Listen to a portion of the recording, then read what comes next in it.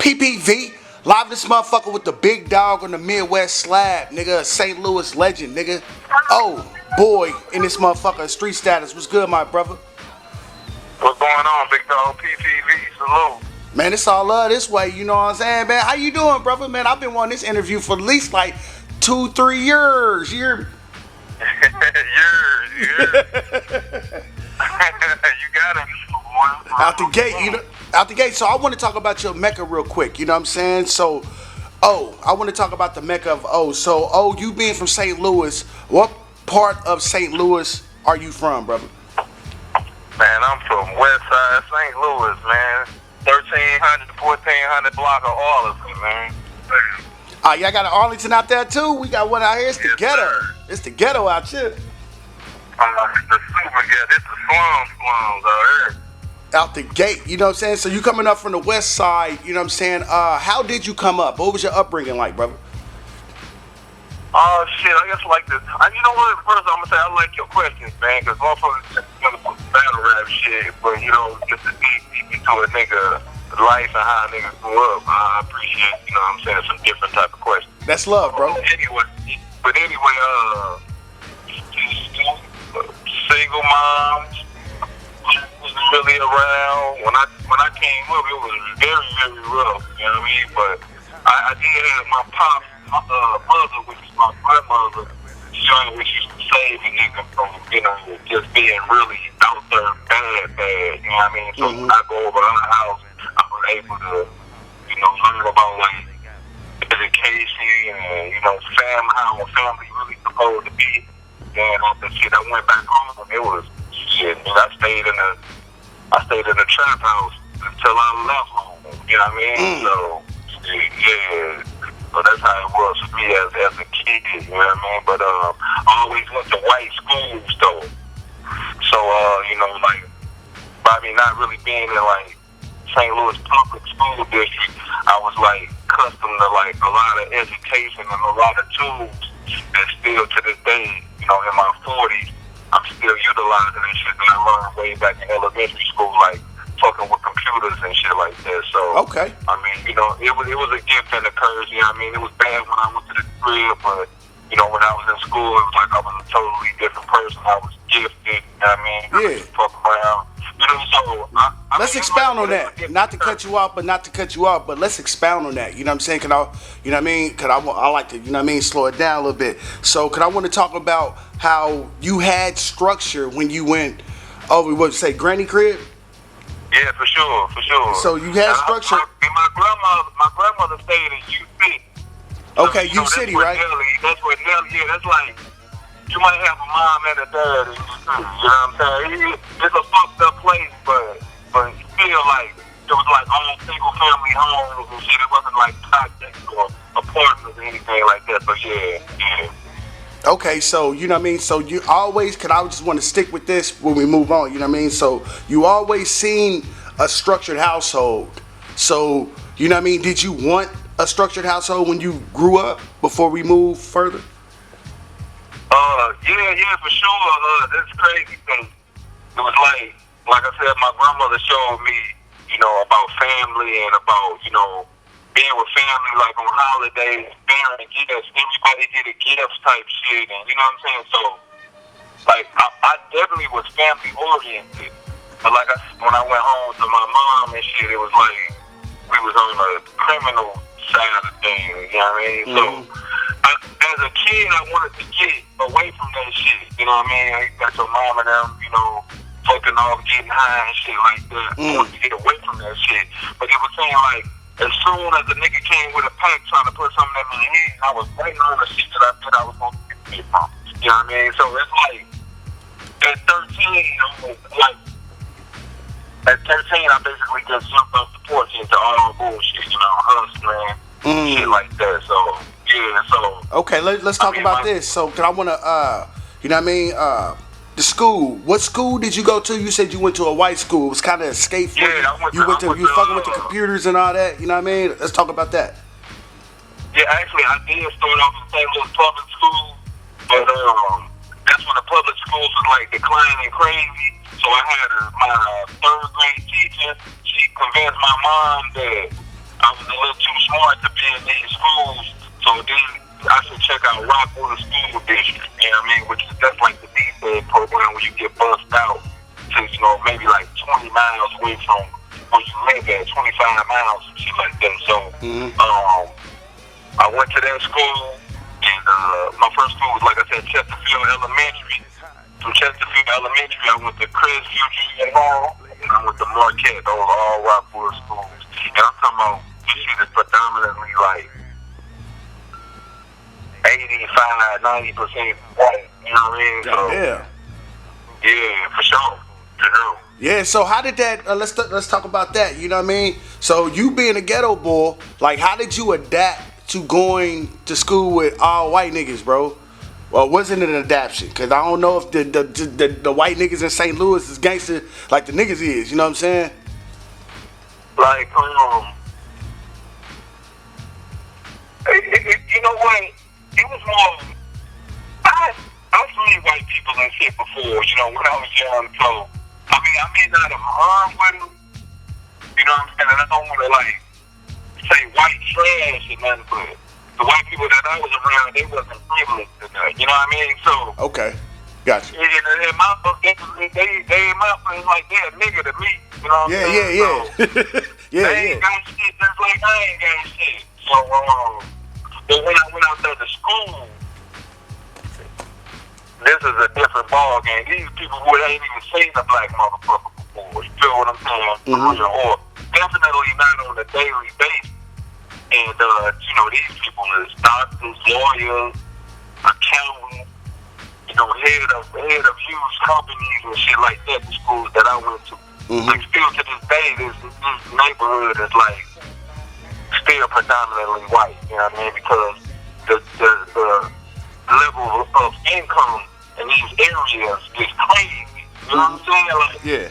Like probably like 200,000 a household or some shit like that. That's how it is out there. Yeah. For sure. So, like I said, it took a little getting used to more for them than me. And at that time as a kid, you ain't really thinking about no racism and all of that shit. I'm just a kid trying to have fun, learn, this, that, the third. So, when I think back on my life, when I went to that school and shit, a lot of white teachers got a lot of shit off on me that my kids know better not to let no teacher get off on them. You know what I'm saying? Like, saying certain shit and, like, I got a vague memory, so I really, you know what I'm saying, I can dig back into my class and it's like, motherfuckers used to be racist all day long. You know what I'm saying? Low key as fuck, though. You never caught it. Yeah, but you know, I'm just a kid, man. I ain't really tripping over that. But what I did do is I taught my children, like, of course, you nip that shit in the butt right there. You don't let nobody talk crazy. You ain't got to worry about getting in trouble. Like, if you disrespectful, it's a way to be respectful and getting their ass. You know what I'm saying? That's a fact. You ain't got to go crazy on them or nothing. You know, because my kids went to school, you know, good schools or whatever. So I already gave them about slick racism and, you know what I'm saying? Subliminal shit, yeah. Yeah. So it's a way to handle that shit. You ain't gotta. What you do is you level up on their ass. You get way better than they thought you could ever get about talking about this shit. You don't just get angry and shit because that's what they expect you to do. That's a fact. You know what I mean? Don't give them what they want. You know what I mean? They looking for you to. They want to see you sweat. Don't let them see you sweat. That's a fact. That's 100. So let's speak about the computers, bro. How did you get into goddamn? How did you get into the computer work, bro? You know what I mean? Because you know, nigga, computers wasn't just like they is everywhere in my era. Like, you know what I mean? But nigga, we had Macintoshes, bro. Not Macs. It was Macintosh. For sure. Our shit was Windows. You know what I mean? Like, we were some of the first, like they were having Microsoft Windows like out the gate they had it. You know what I'm saying? Like, so like all of these, you know, they just taught us everything about this shit, man. I'm talking about from typing classes.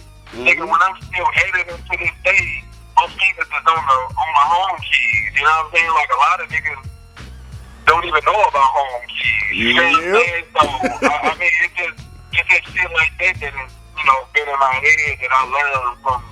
So, like I said, it's been a gift and a curse. Some people told me so much shit that I'm still carrying on to this day that I ain't never fucked up a man about. You know what I'm saying? They had the latest computers, man. I know about editing and shit like that, and classes like that.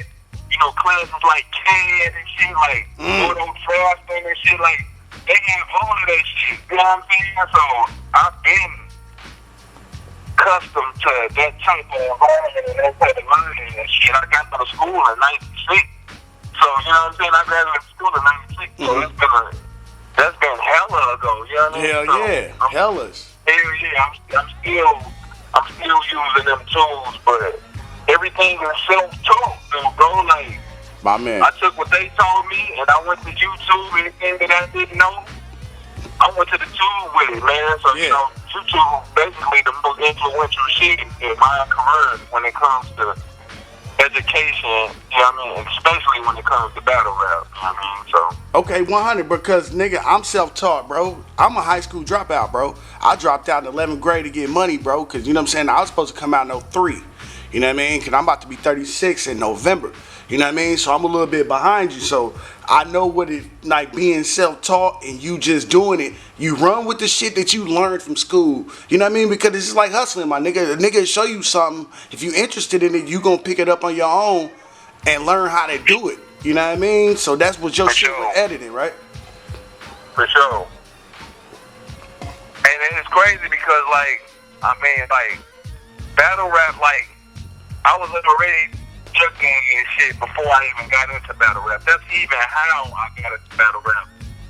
You know, because I was putting out DVDs. You know what I mean? That's okay, before we get there, okay, ooh. Right, yeah, I got it.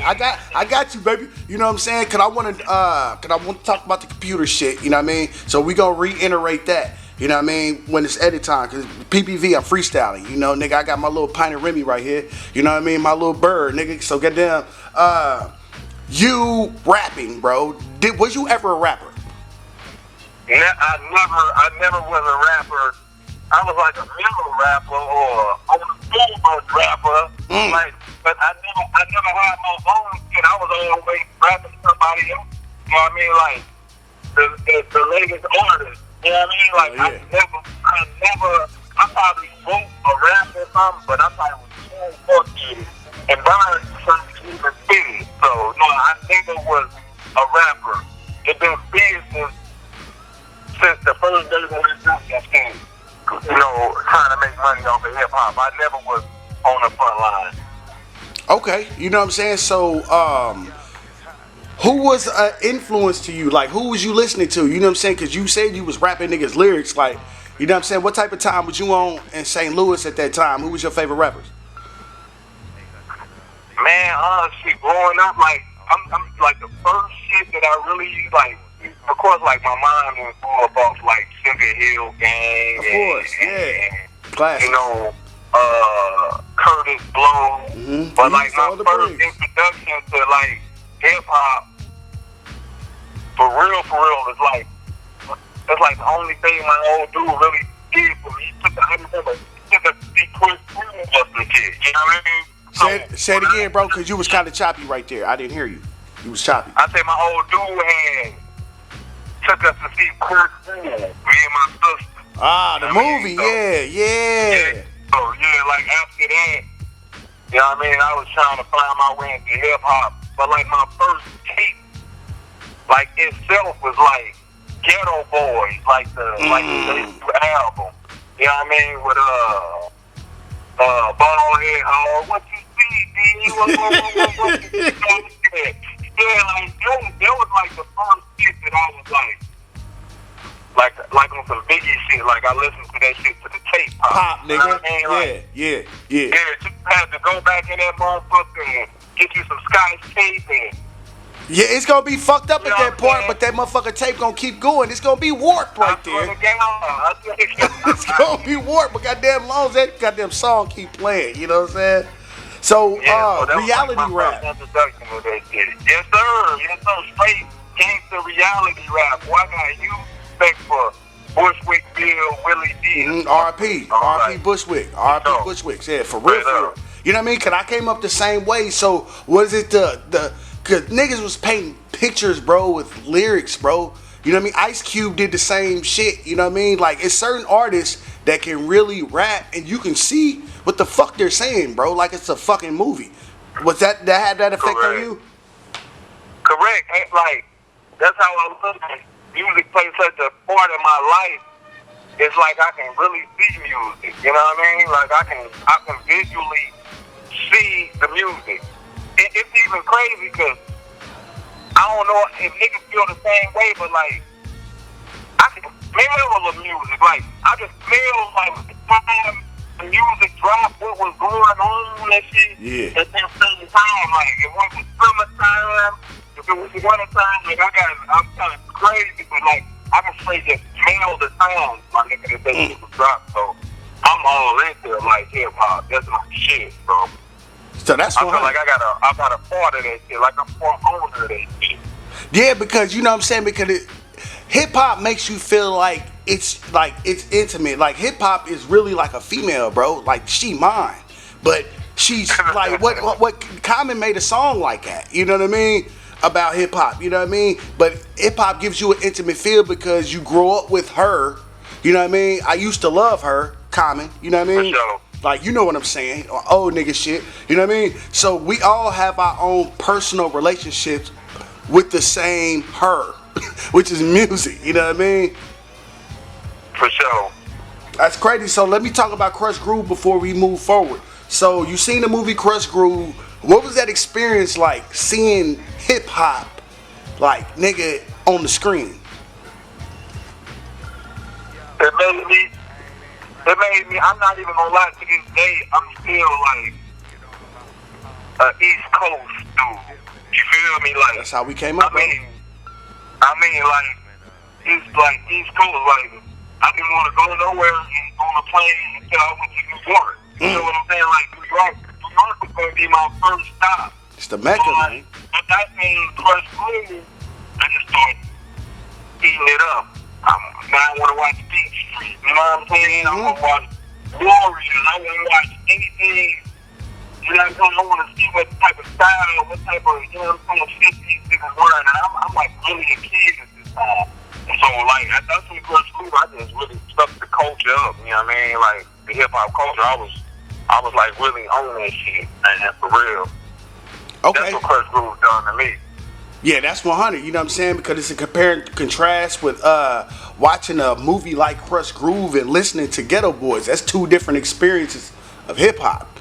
You know what I mean? For sure. But it's still under the umbrella of hip hop. So you just like rap, pig, point blank. It's just like St. Louis is like I said, like St. Louis it's Midwest, but East Coast is probably like the last place that niggas is fucking with, you know, at that time. They either gonna fuck with down south or they gonna fuck with out west because the Crip and Blood culture is crazy here. Yeah. It's still crazy in 2020. It's like niggas been Crips and Bloods in St. Louis for a very, very, very long time. So yeah. West Coast is a heavy influence out here. Yeah. So niggas wasn't really rocking with the East Coast like that out here. You know what I'm saying? Like right. they wasn't. It was like you get a few people who fuck with East Coast shit.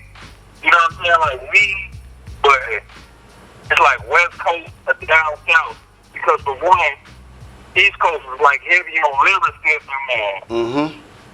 And the East Coast, I mean the West Coast is like straight to it, nigga. I'ma kill you. Yeah. You know what I'm saying? We selling crack. Yeah. You know what I'm saying? This, that, and the third. So that's how I'm supposed to, you know, tune in on that shit for real. Out the gate. So since you spoke on the gang culture, you know what I mean? Because like I said, I was speaking on Ice Cube. You know what I mean? Ice Cube did a song, boy. He was talking about St. Louis. You know what I mean? My summer vacation, if my memory serves me correct. You know what I mean? Yeah, St. Louis niggas want their corner back. Oh my mama, nigga. You know what I mean? So let's speak about the gang culture real quick. So you being from Arlington, West Side, St. Louis, from the Lou, you know what I'm saying? Was y'all gang banging on your side? Man, my neighborhood is full of blood. Okay. I'm talking about this a blood neighborhood, you know what I mean? For real. It's a real blood neighborhood. But like in St. Louis, like these two blocks can be Bloods, and then the next block can be Crips. You know what I mean? Like it's that close. It's all about like who you know, or like niggas from the West Coast was coming through and they was giving niggas out here work. And when they was giving them work, they was claiming their gang. You know what I mean? So you got Hoovers, 6 East Coast Crips, you got 87 Kitchen Crips, you got 9 Deuce Inglewood Family Gangsta Bloods, you got Pyro, you got Crenshaw Mob Kid, you got all of these different sets. Because when niggas came from the West with that bag, they gave these niggas the bag out here, the niggas just start claiming they set instantly. Now it has evolved more into fuck claiming they shit. I'm still a blood, but we doing our own thing, and I'm gonna start claiming my block. You feel what I'm saying? I'm gonna start. It's gonna be my block. I mean, that shit happened like a while ago when niggas started transitioning into claiming their own shit. And one, the niggas was taking the West Coast niggas' work. You know what I mean? So after a while, like, nigga, I'm just gonna take y'all, bro. I'm robbing. That's how it is out here. St. Louis stands for snitching, thieves, and liars. You know what I mean? When it comes to this straight criminal shit. Damn. Because like niggas from the West Coast or anywhere else was coming here with this shit. It was cool at first, but then niggas from St. Louis, the niggas just take us. The niggas like Haitians, or I ain't gonna lie, like Haitians and Bama boys. Oh yeah. Shit like they, we gonna rob you. We gonna rob the fuck out you. They do something. My mama. That's how St. Louis, like, at first it was cool, but it was like niggas started feeling like maybe they using me. You know what I mean? Like, niggas knew they worked. You know what I mean? So, at that point, niggas came in and started just saying, fuck you, West Coast niggas, and they started taking that shit. That's where we gonna reference back to the St. Louis niggas want their cornerback. Like, she was trying to tell you right there, right now, like, yeah, like, so that was a real song, real statement that Ice Cube made. This is real fact, man. It's real fact, bro. And listen, it's crazy, because you can go watch a Vlad TV, and I know they on some culture vulture shit with him right now, but he got an interview with, I think it's the nigga that's supposed to kill Tupac and shit up in Vegas. You talking about Trayvon? No, not Trayvon, but a nigga that was there with him. Yeah, the nigga, they was all in the car together. You talking about the uncle nigga that snitched on Trayvon? You know what I mean? Yeah, rat too. Yeah, rat. Gotcha. He said the same thing. It was like he touched on that thing when niggas want that quarterback because they were some of the niggas that was flooding, you know, the Midwest and St. Louis with those shit. So he talked about that exact same shit in his interview, so it's definitely all the facts. Yeah, because Akon was just on Vlad too, talking about St. Louis, like, bro. He was saying, bro, like, nigga, when I was out there in St. Louis, nigga, it's grimy as hell in St. Louis. You know what I mean? Because he said he came up around there before he was in Jersey City. Yeah, Akon definitely had a stint in St. Louis. He definitely was out here. You know what I mean? Because I just want to speak on that. You know what I mean? So, gang culture. So, did you come up banging? Because you said you from a blood hood. Sometimes you don't have to be a blood, bro. Because I came from Vice Lord hood, my nigga. Before, you know what I mean? I got down, nigga. Sometimes you could be guilty by association from your neighborhood. You ain't really got to bang, but nigga, we know you from that hood. You know what I mean? Was you ever affiliated? For sure. Listen, St. Louis is kind of like a small place, so like I also stayed on the 4200 block of Warren. That's on the north side of St. Louis. Okay. So like I said, that was my mom's crib, and her boyfriend, he stayed on Wallington. So cause me growing up at like 7 years old, I was just back and forth from both of these spots. But on some straight claim and some gang shit, That's all 6 Deuce Crips and 87 Kitchen Crips over on CNC. Very wide, very known in St. Louis, you know what I mean? So definitely trying my hand at being in the game for sure. You feel what I'm saying? Yeah, man. Like, that's just what it was, bro. At that time, bro. Like for sure. Like listen, I'm green. They gonna influence me. The people that I look up to, they in the game. They gonna influence me to be in the game. You know what I'm saying? I'm a young boy. I'm just learning what's going on out here. And I'm talking about, man, it's like 12. It's like 12 or 13. You know what I mean? Like, yeah, niggas got niggas claiming games as the most. So. Yeah, because that's the whole thing with, excuse me, you know what I mean? With gangs, like, us as black people or young brothers, we just want to feel like to be a part of something. You know what I mean? So if somebody that you look up to is doing something and you see how they rocking, man, I want to be like that, bro. Because that's how I became, bro.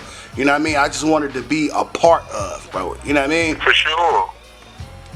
So you know exactly what I'm saying. So that's 100. Yeah, for sure. That's 100. You know what I'm saying? So fast forward a little bit. You know what I mean?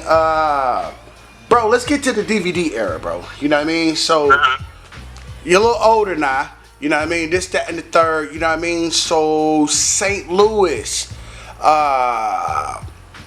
When did you really get started in the DVD era? You know what I mean? Because your channel say, you know what I mean, 06, but it's groundwork to come in before 06. So just for sure.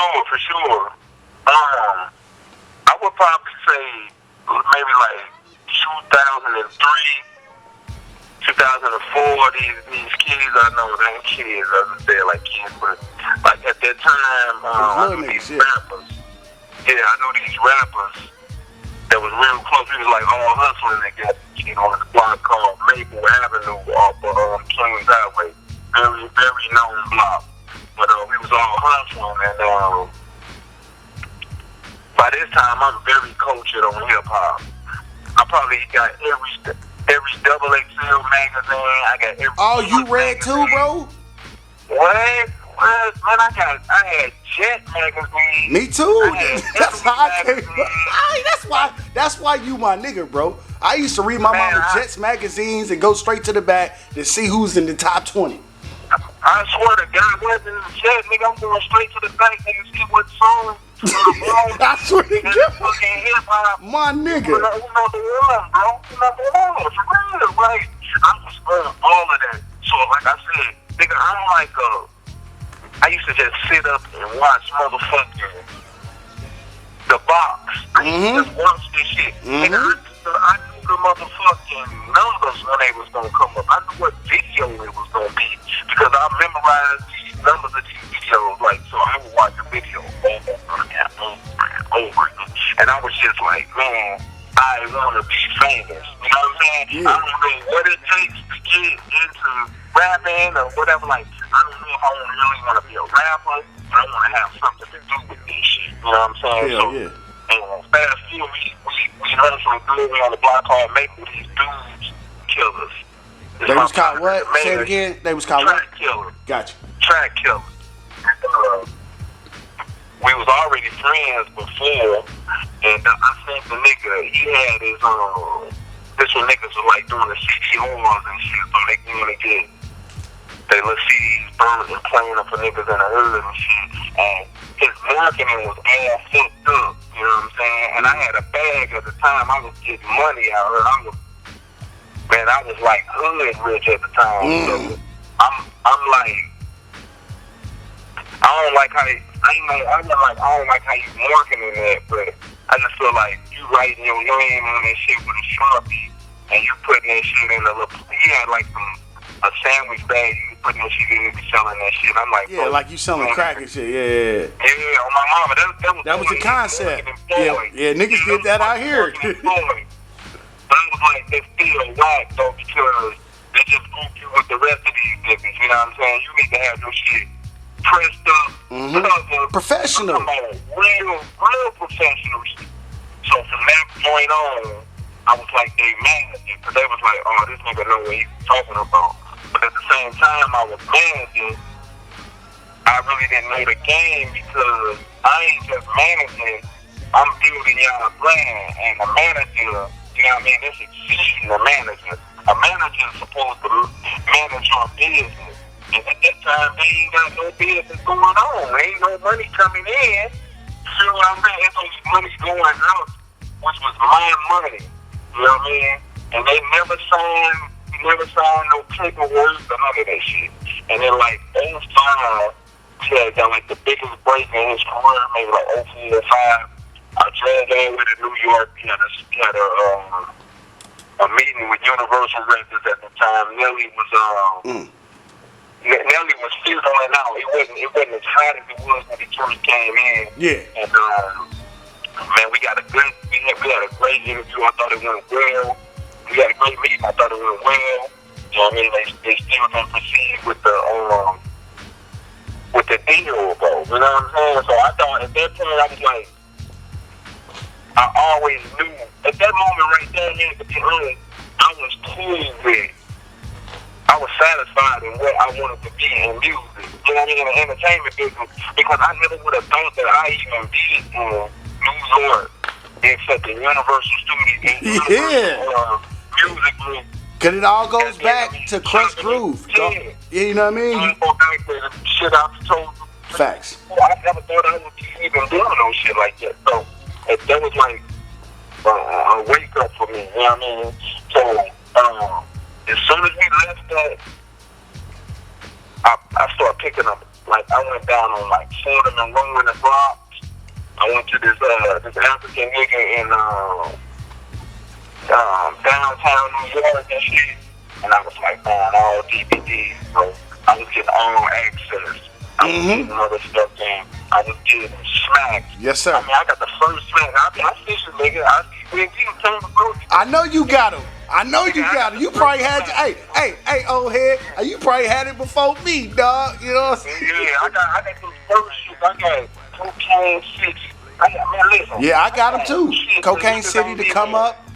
All that. Yeah, come up, baby. I got shit the niggas don't even Hoods DVD. Did you have Hoods? Hoods DVD? Man, what? Come on, listen. So I went to the crib and I just started. I'm like, fuck it, I'm gonna turn into a bootleg dude. So I got me a little CCO and shit, a little burner. I started replicating them shit. Hell yeah. And then I hooked up with what's this mixtape site? Mixtapesusa.com or something. That's like the mixtape, man. There was so many mixtape fucking sites, there was bro. so many sites. And when I hooked up with them, bro, I started getting wholesale from them niggas. It was on, bro. I started looking at them DVDs and shit. I'm like, bro, the same shit they doing for these niggas, I can do for my CD, bro. And the first DVD, I had a little videotape. It was cool. I ended up buying the motherfucking Canon. I think it was a DV1. Yep, like a DV1. That's like still on tape. And bro, and I was going, nigga, I was in a trap house, nigga, I was filming dope things that rap. I was filming nigga shooting. I filmed that nigga A-Verb. Just MySpace era too. So it's on the brink of DVDs and it's on the brink of MySpace. So it's like both of them, I'm on the internet with it, I'm on the DVDs with it. My first DVD, I put that nigga A-Verb on there. That shit got great reviews, you know what I'm saying? The niggas that I was managing, I put them on there.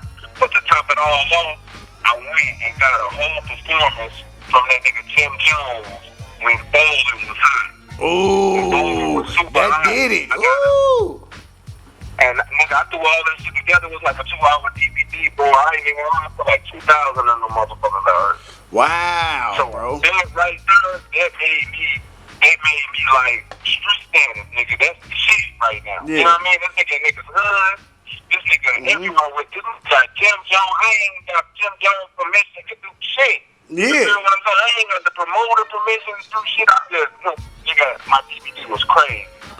Let me talk about that, bro. First of all, let me give you your flowers, brother. You know what I'm saying? Because the more I'm talking to you, it's like, bro, like I kind of replicated what you was doing, but I've never seen a Street Status DVD, bro. You know what I mean? I'm keeping it real, bro. But nigga, what you was saying that you did in your city in '06, what I ended up doing 4 years later. But you know what I mean? Because dog, I'm watching the DVDs and I want to do that for Indianapolis. But you know what I mean? I ain't do a DVD till 2013. But nigga, I just used the YouTube. You know what I mean? Shit, Right. nigga, we got niggas can rap out here, nigga. I'm sliding to the trap, my nigga. It was just me, a Carhartt, and a 40. I didn't have no entourage. I still don't have one to this day. It's me and my wife. Cause I'm used to working by myself, bro. Something gonna happen, it's gonna happen. It's gonna go down, it's gonna go down. Ain't no hoes over here, you know what I mean? So nah, bro, I gotta give your flowers. Like, bro, you was really out there, woo, you know what I'm saying? So, before we speak about a verb, you know what I mean? So, can you speak about some of the other guys that you was putting on your platform? You know what I'm saying? We just building your DVDs, is what I'm saying? Cause you know what I mean? Verb was probably like one of the guys, but I want to hear about some of the other St. Louis up and coming talent at the time he was putting on.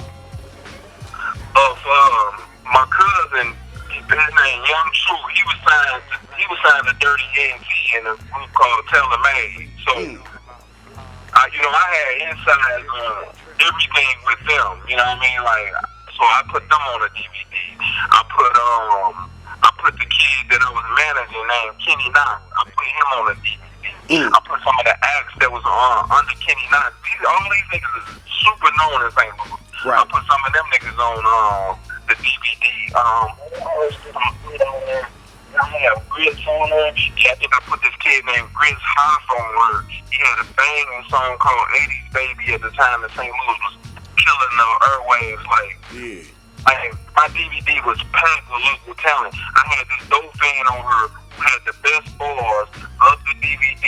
Rest in peace, his name was Tristan Mark Wade. He used to get hot, but the nigga did like 2 songs and shit beating on his chest. You know what I mean? It's like jail shit. Beating on his chest. He jail shit, nigga. And that nigga had one of the craziest segments on the DVD. So you know what I mean? He passed, niggas came through the hood, shot him and shit, killed him. But he was super nice. So you know what I mean? Rest in peace to him. But man, the DVD was action packed, man. The DVD was fucking action packed. So I had a kid named Spotlight on her. The Verb battle, I had this before niggas was even really getting out here with the battle and shit. So yeah, you know what I'm saying. So how many DVDs did you put out before we speak about the talent? You know what I mean, the higher up talent that you found in a sense. You know what I mean. How many DVDs did you put out? I ended up putting out. That was my first volume, and then I put out another volume. This when the battle rap shit started kicking on. But my second volume, my second volume should have catapulted me to where, like, I ain't even gonna lie, I went to battle lane more. But if I would have kept my own entertainers, bro, I ain't no telling you, man, listen, I had Young Jeezy on my DVD. I had Blood Raw on my DVD. Oh, this is the beginning of the Jeezy movement. You said Blood Raw and Jeezy. Man, I had Jim Jones on there. I had Joel Santana on that motherfucker. I had Cameron on that motherfucker. I had, man, there's never so many people on there. I'm talking about, nigga, listen, I got the best interview with Bun B, bro. I'm talking about Mono, bro. Like, he about to be out here this weekend. You know what I mean? Shout out to that nigga Bun B. I'm trying to get that interview, bro, as we speak, bro. That's the realest nigga to ever give me an interview. That nigga aura was golden, my nigga. Like, yeah, man. But niggas don't understand that. Niggas was on a high horse and all of that. That nigga looked like he regular. And he wanted to put me on with the type of interview that he gave me. So I appreciate. But I got the utmost. Hold on, how can I fucking see that interview, brother? You know what? I gotta go find the DVDs, bro. Like, you know what? I might put something. Nigga, I'll pay you for that shit, my nigga. No, I need you a part of my history, brother. You know what I mean? No, I need those DVDs for my repertoire. I got all this East Coast shit. I ain't got nothing from my Midwest brother. You know what I'm saying? I appreciate that, bro. I'm gonna track that down, bro. Please, brother. Please, brother. That's 100. You know what I'm saying? And so that's my second DVD, and then I put a Street Status DVD, presents Word War DVD out with nothing but battles. So I had so you did the Word War. That what wasn't that the Verb tournament? Yeah, no, this is way before the tournament. The tournament came after Street Status and Word War split ties. See, you schooling me right now. You schooling me right now. See, this the shit I need, brother. You know what I'm saying? No homo. Nah, go ahead. Talk to me. Talk to PPV. Yeah, like, so like I said, we did. So we might as well just jump into the whole A-Verb shit and you know what I mean, and how we met with the battle shit. So this girl named Brooke the Brand and Tiffany Fox, go follow them on Instagram too. They from St. Louis. They bad. 100. I mean, they some nice young females. Anybody listen to this interview, I fuck with them heavy. But I ain't know them, like my baby mother, them her friends. So we known each other from the skating rink. You know what I mean? On up into grown men and women. And they was like, they always was into hip hop, so they started the girl group and shit.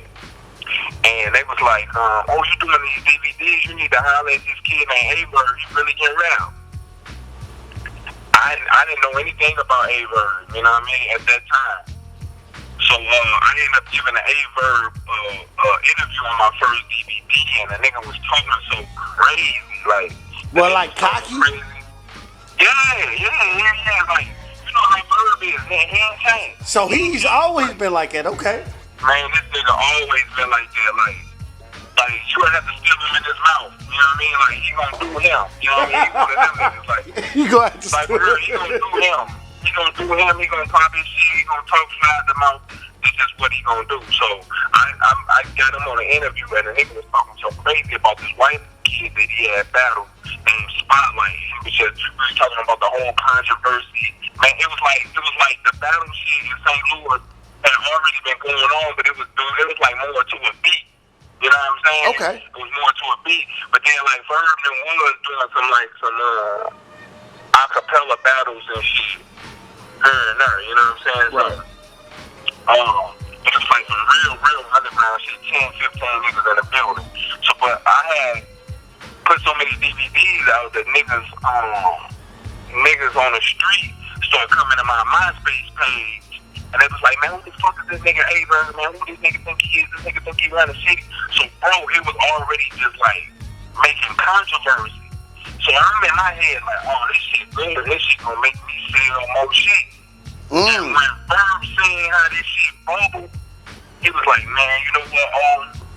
I got this concept about battles. You know what I'm saying? I want you to be in charge of my audio visual shit on this. You know what I mean? Okay. And I was like, shit, let's do it. And the first battle we did was like Young Ill versus G Soldier.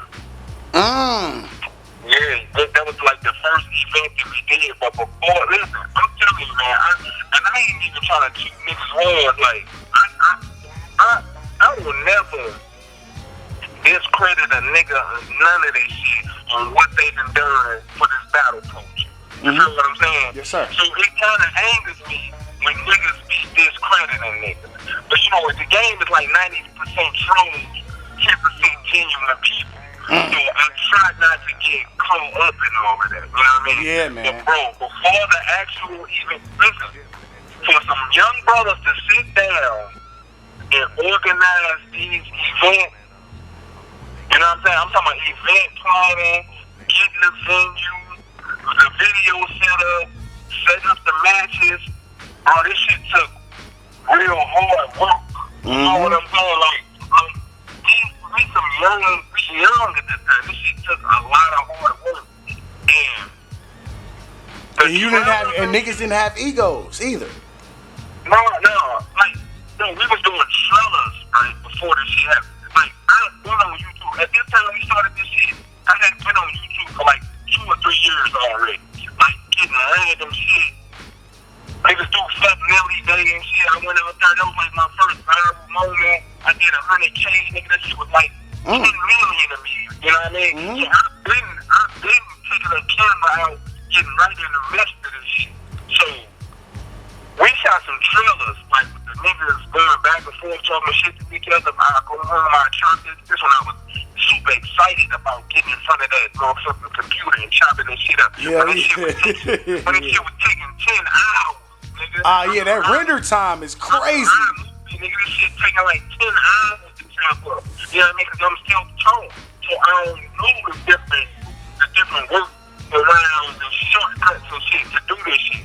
So I'm putting all my energy in this shit. And then that first battle, man, that motherfucker was like, the first battle was a success. So, like, Verb was like, no, I'm going to bring you on full time. Nigga, I'm talking about... He put you on staff, nigga. Nigga, he like, it was, listen, I'm telling you, I give niggas insight, because niggas don't get on these interviews and be telling the real. Niggas always leaving shit out. This PPV, baby, talk to me. It was Verb, bro. He's totally responsible for Word War. This is thing. Street Status DVD is my brand, which produced that shit. Okay, that's the clarification. That's the clarification. Listen, Verb was already doing, I don't rap. I've been a fan of, even though on Math Show, he definitely left some shit out. He said, on my expert opinion, I don't quote me, but he was like he brought me into battle rap in St. Louis. No, he brought me into the culture of battle rap. That's definitely not true, because I had every DVD. I'm talking about not even Spank DVD, not even the only DVD niggas was battling on the East Coast. No, that's a fact, Jack. No, listen. So I had all of that shit, nigga. I'm very, very keen to fucking battle rap. I know who the major players are. Murder Move, just Loaded Looks. You know what I mean? Yeah. What's my nigga that's dead and gone and shit? My niggas from the Bronx. Party Artie, nigga. You know what I mean? See, look. I'm a real Smack DVD baby, boy. Look, you know what I mean? But so like, I'm hip to all of these niggas. Verb definitely brought me home up to the World War shit and the St. Louis battle rap culture. Definitely. To tell you that, he brought me to battle rap. Like, so you just felt... I don't know. You might have had a sip of liquor or something, because he nasty conversation. He vegan, man. He vegan, man.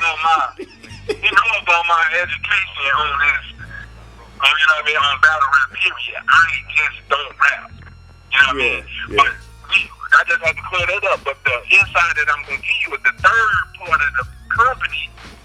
Well, it's not even a company at this time. I'm just saying the third part of Street Status, Word War. The third point in the Senate is Marcus, the creator of Street Report. Okay. You know what I mean? So, yeah, at this time, so... I didn't know. You schooling me, man. I need to know all this. Yeah, it's all three of us putting this shit together. Okay. So, you know what I mean? Just to give you a little, just an introduction. These all facts, my nigga. I ain't even put in fabricating this shit and nothing. You don't talk, so, like, bro, a nigga, for me to get the interview, goddammit, you know what I mean, bro? I'm letting you, man, talk to me, brother. You know what I mean? Because you don't talk. A nigga that talk all the time, they gotta hide something. You nigga, you don't talk, dog. You know what I mean? But go ahead, brother. You know what I'm saying? Marcus, right? So like I said, and at this point, nigga, we throwing the work. Nigga, this is before you are around. I'm gonna keep this real. Smack DVD, like I said, the DVDs was transitioning out. Everything was going to the internet. World Star Hip Hop was the all the DVDs in one. You feel what I'm saying? You didn't have to wait. You didn't have to wait to get DVD in the mail, nigga. You could just click on World Star this time, and World Star Daily right there dropping 5-10 videos. They was ripping the fuck out of footage, bro, and who was winning? Man, they made a killing. So URL wasn't even. I mean, URL wasn't even around at this time, bro. One War is before the Ultimate Rap League. They existed before the Ultimate Rap League. So you was in. So let me ask you this question. So World War was like a grind time. Like, was it a league or was it like a tournament type shit? I just want clarification. No, I can't even say that it was a league because at this time we was developing so much talent. Right. That we was paving the way. We didn't know what you was doing. Yeah. Turn into league. You feel what I'm saying? We just. Y'all was working. We trying something new and we gonna work with it. We just doing work, and that's why, like I said, niggas can never take away from the shit that we did for the game. Period. Even before niggas got on in the Midwest, before H-Bird was the H-Bird who he is, or Hitman Holla, this was Hitman Holla, or Young Hill. You feel what I'm saying? These niggas, like, this before that shit even went down. So we was paving the way for the digital game. This is at the time, nigga, it was Lions then. Alright, the existing leagues when we first started this shit, you know, we were doing our thing in St. Louis, was Lions there, Chicago Battleground. Before guerrilla warfare, right? Yeah, way before guerrilla warfare. Facts. And did I say last time? Last day, Chicago Battleground, last time. That's like the only thing that I can remember as like right now. That's the only 3 leagues that I was, you know what I'm saying? But like, we was putting out so much content, bro. Like, we was putting battles up, bro. Like, in St. Louis, niggas was becoming famous for that shit. But like, niggas was cool with 700 views. Like, niggas 700 views was nigga like incredible to us because it was like, at the end of the day, we thinking the only way that you can get a name is by getting signed and, you know, making a song like J-Quan, James, Chewy, Lily, Murphy. Yeah, it was that era. Yeah. So, for nigga to be able to get on by spitting some bars, I'm talking about some street shit. Yeah. Man, yeah. Nigga, that was our main goal at that time, man. Bro, let's just put in that work. Like I said, at that time, I was so eager to go home, and after, nigga, I would go home after events was always on Sunday. Nigga, it's like we created that. You know, I'm not even gonna lie, like, all the events was on Sunday, man. It was like, you know what I'm saying? Like, we start that motherfucker like 5, 6 o'clock. It'll be over like 10, 11. And when I was done, nigga, I was going to the crib, nigga, I was jumping right in front of the computer, chopping that shit up. Brother, I'm still the same way, bro. Like, I still get excited over chopping up footage, bro. You know what I mean? I don't give a fuck if it's the little guy to a motherfucker I didn't expect to get an interview with. My nigga, it's the same excitement. You love what you was doing to expose talent, right? Sure. That was my main focus, man. We just trying to get our people. We trying to get our people known. Our people, yeah, from St. Louis. That's how I felt about Indiana. So that's why you my nigga, bro. You really big homie for real, my nigga. God damn, you know what I'm saying? So, let's talk about this. You know what I mean? Cause I want to talk about B Magic and Hitman Holla as well. You know what I mean? But how do you feel about when you put certain type of energy into people, bro? And do you feel like people owe you something, or you just like, man, I just did that off the strength? Because some people, like, man, you can give a nigga a platform, my nigga, give a nigga a spotlight. And it's like, man, damn, you really forgot. But I didn't do it to make you feel like you forgot. But it's like people really don't have that mentality to have discretion. You know what I mean? It's like, bro, like some certain type of shit I know you didn't have to do for people. But just off the strength of you love what you were doing, and then you didn't get the results that you're looking from people. Have you ever went through a situation like that? You know what? I never personally looked at it like that, but I have seen people do like certain shit and it's like, you know, he on some fun style shit or something. You know what I mean? Or niggas that never probably really appreciate the full work that a nigga put in. You know what I mean? A nigga get upset at you for something that you done but won't acknowledge. It's just like backwards. A nigga get upset for something they feel like they rubbed them the wrong way, but the nigga ain't acknowledging that you are a super part of them being who they are today. Oh my God. Brother, that bothers me, you know what I'm saying? But I'm starting, because you, like I say, you've been doing this before me, no homo, so I might be asking for advice, in a sense, before we get back to an interview, you know what I mean? Because that shit still bothers me, bro. That's no problem. You know what I'm saying? That shit still bothers me, my nigga, because I do shit for people when I don't have to. It's like, nigga, I seen your talent, so I could be getting my dick sucked for my wife, bro, but nigga, I'm doing a blog for you. You know what I mean? Like, and then niggas get out of body, bro. You know what I mean? How did you deal with that? You know how I really deal with it?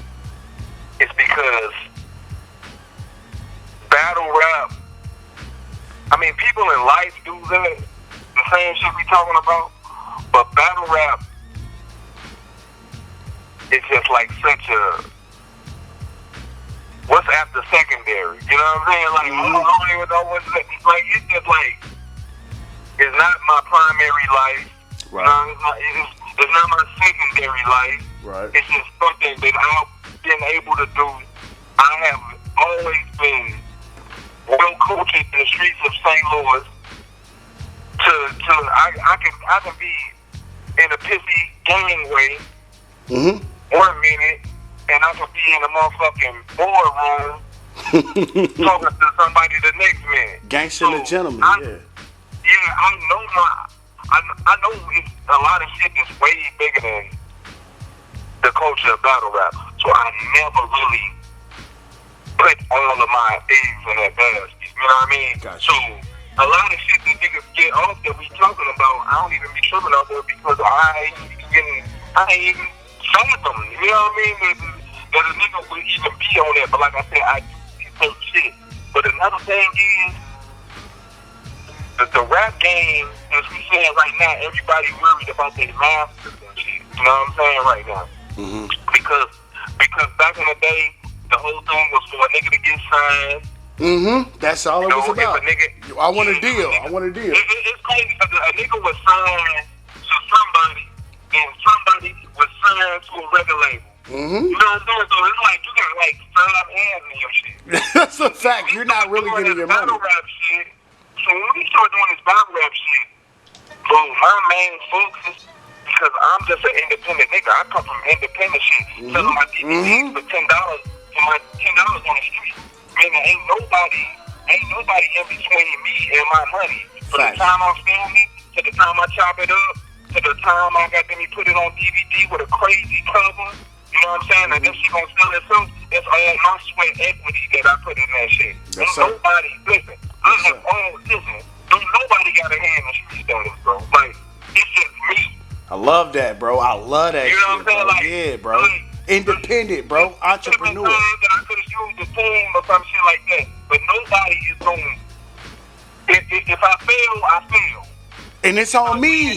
And it's on me, bro. Say that they responsible for me, and you know, and what I done. Nobody's gonna be able to say that. You know what I mean? And so at the same time, I think I missed out on a lot of shit too. But it's just the respect that I have for myself. So that I have always taught, be independent. Don't know that you will talk. Just think of these niggas in battle rap songs. Like when this shit first blew off, like no, you don't sign to nobody, nigga. This shit going straight on YouTube, nigga. The niggas from another city or another league gonna see you on this shit, and they gonna offer you $500 to $1,000 to come perform on their stage. Nigga, name me a nigga who rapping that's doing that at this time. Name, please, locally, please, no. Because battle rap is just an independent sport, right? It was you got a lot of shit now. You got African pay-per-views and all that shit, but at that certain time, it was all about motherfucking being independent.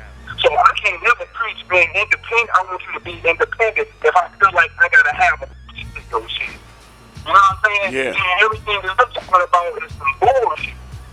So in battle rap, from an A-Verb to a B-Magic to a Hitman, Young Dino, Remy, Zilla, Well, let's go on W-Dub, yep. Shout out to W-Dub, tall ass, yeah. Them niggas don't owe me shit. They owe me to make it. They owe, you know what they owe me? My they nigga. owe me Fuck. to see them. Bro, hold on, say that again, bro. Say that again for me, bro. They don't owe you shit. They owe you to what? They owe me to make it. Man. You owe me to go out here. I feel the same way, bro. Nigga, you finna get 500 for a bottle. You finna get 500 for a bottle. You only have to favor, who knows, 20, 30,000. Nigga, you paid me back when you done made some bread off of some shit that we started. From nothing. I'm talking about straight out dirt, nigga. Yeah. Dirt. Bro, that's... I'm gonna be cool. I'm finessing me some shit. I heard, period. You know what I mean? Like, I'm gonna be cool. You see me in hands, I'm coming up with anything that I can do because I know it's all about several different incomes. So I'm gonna be alright. But for me to see a nigga make it and get a booking that's a cash booking, like a battle rap along some shit that we just pulled a camera out and did, man, no power to nigga. I'll be rooting for these niggas. If a nigga say I ain't rooting for him, I don't know what's wrong with him. You know what I'm saying? I'm rooting for these niggas. Brother, you know what I'm saying? Cause I'm gonna ask you this because I want to touch on this other shit because you really preaching gospel right now. You know what I mean? Because a lot of people be feeling like, bro, you can, like, as grown men, any man can feel any type of way about any other type of man. You know what I mean? This, that, and the third. But if you know, or if you think, because it's all the mentality of the person that you do for, or we do for each other. You know what I mean? I'll put it that way. You know what I mean? Like, man, if I slide on you and I waste my gas to come to where you at, and you give me the interview, you know what I mean? Man, we can cancel some shit out. You know what I mean? If you my homie. But if you feel like you're bigger than the platform, and then you can dictate shit that the platform is what gave you light, that's a complex.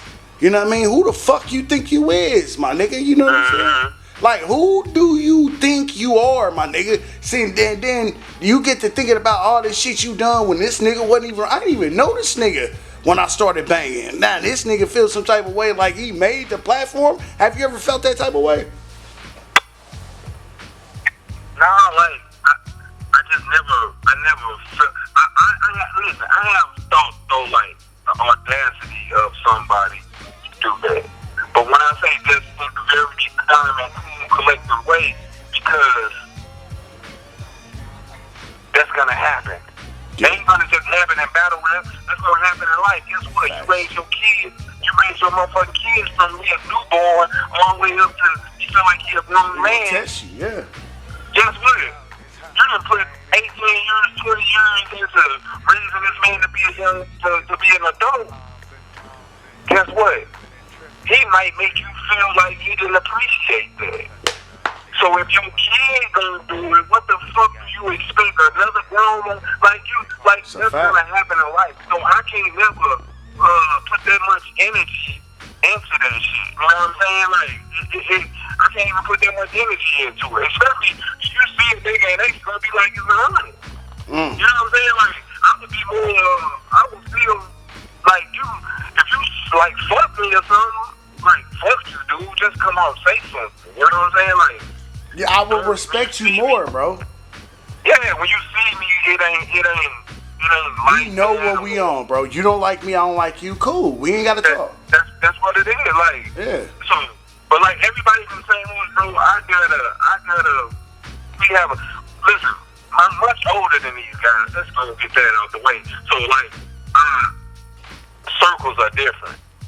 I basically came down years fucking around in they circles just with the battle rap, you know what I'm saying, culture in St. Louis. So these niggas, our levels of growing up is totally different. You know what I'm saying? So a lot of shit, like, it wasn't no internet shit. Now, yeah, man. A nigga thinking about building they brand, or they online persona, they don't give a fuck about your shit. You know what I mean? Like, this is what it is right now. I'm really worried. A motherfucker gonna be worried about how they looking online. You know what I mean? They don't give a fuck about the next man shit. You know what I'm saying? So I totally understand, especially with battle rap. Battle rap is so online driven that everybody just want to be the cool dude online. And that's really got us digressing. That's really got black men digressing in this culture, to be honest, because niggas is wasting their time with some shit that don't even matter, though. You know what I'm saying? When you can be, all the time you going back and forth with a nigga online, on Facebook, or whatever, you going back and forth with this man, you could be focusing on, you know what I'm saying, building you a brand or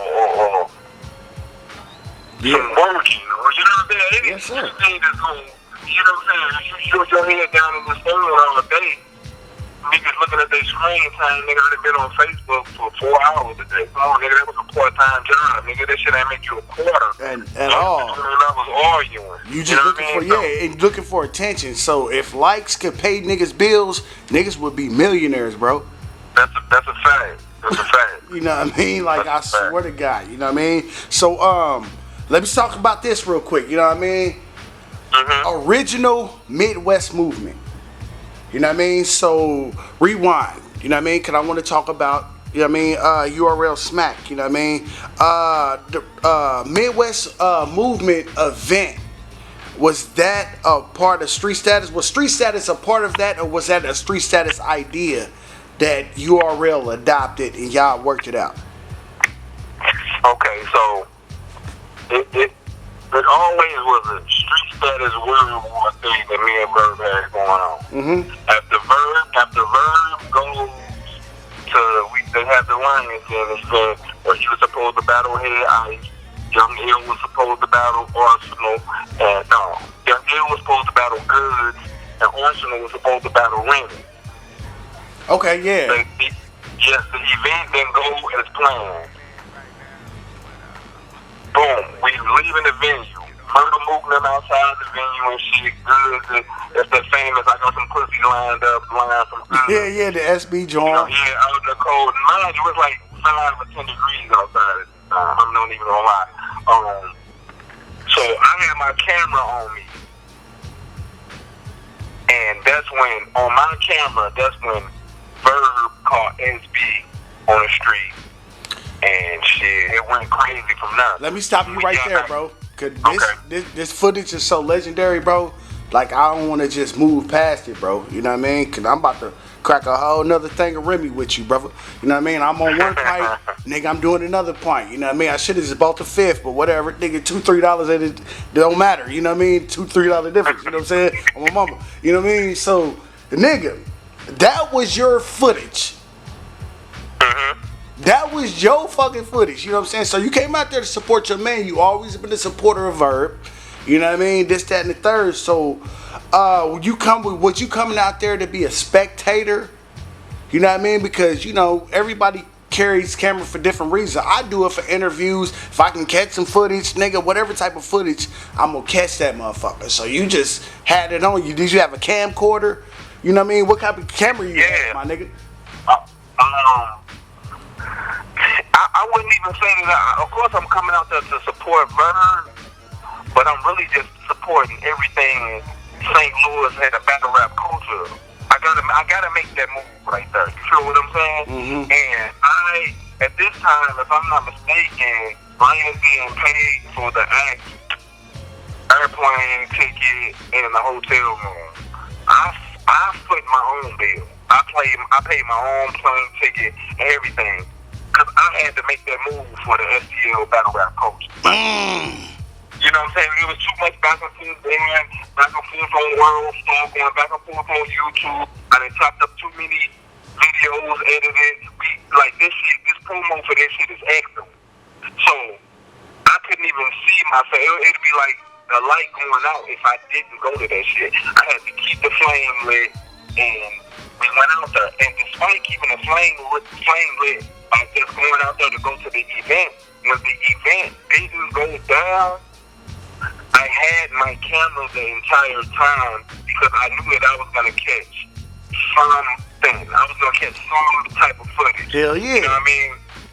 When Loaded Lux, they say he allegedly didn't pay goods and he didn't have them niggas' money. that's why the event didn't go down. You know what I mean? But when the event didn't go down, we was on the street. The niggas was ready to go. Verb was ready to go. Like Verb had already woke up the block, ready to get in the car that we was in and pull off. But I started calling that nigga name like, no, bro, we gotta get something on camera. I don't give a fuck what it was. The first person that stepped, listen, the nigga SB was wilding the entire night. He wanted to battle. He wanted to battle one of these St. Louis niggas because he wasn't on a car. He wasn't that. He was just a street battle nigga from the Bronx that was ready to get it in. Yeah, because he battled New York niggas all day. Nigga, I got a Midwest nigga out here. Come on in. Exactly. Yeah. At this time, nigga, Dave Verb, man, blazing hot. Nigga, I'm talking about smoking hot, nigga. On the internet, these niggas are smoking hot. They can't believe that these St. Louis niggas can spit like this. You know what I mean? Like, they cannot believe it.